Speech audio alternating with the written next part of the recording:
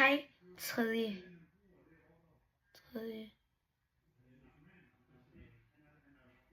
Er det ikke B?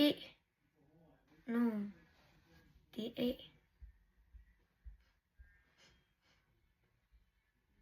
Ja.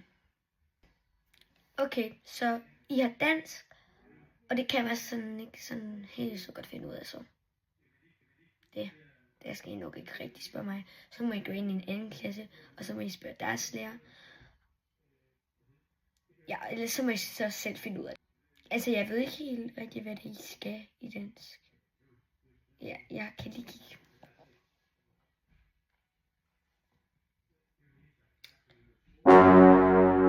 Okay, så der står her, I skal skrive et digt om Romeo og Julie.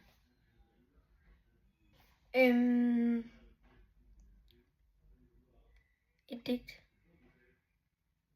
Jeg skal lige spørge om jer. Hvem er højrehåndet? Rækker lige hånden op.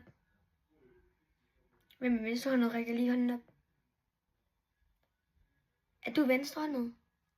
Okay, skal du skrive med højre. Og du hvad?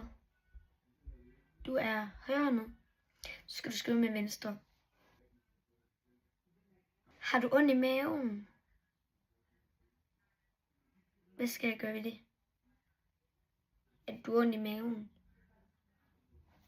Sæt dig nu på et plads og drik noget vand. Jeg ved sgu ikke, om jeg hvad? Om jeg ikke skulle hjælpe jer med os dansk. Jeg har sagt, at jeg kan finde ud af det. Siger du, at jeg er en dårlig vikar?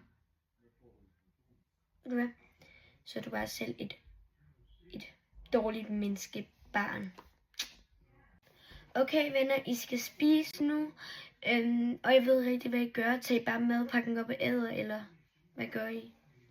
Venlig, hvorfor kaldte jeg dem lige venner? Ja, Tobias, vi har set, du har mælkesnit med.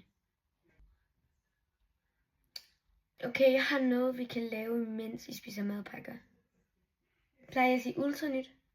Jamen, jeg kan ikke logge ind på skærmen. Så. Men så kan I bare lave lidt matematik imens, ikke? Okay, jeg spørger jer om et regnestykke nu, og så skal I række hånden op, og så skal I svare på det. Og så, ja, okay. 2 plus 2. Dig. 4. Nej, det er 5. Altså, kan du ikke finde ud af at regne, eller hvad? Okay, I skal ud til frikvarter nu, og jeg skal ikke have jer med, så jeg skal bare gå nu. Vi ses.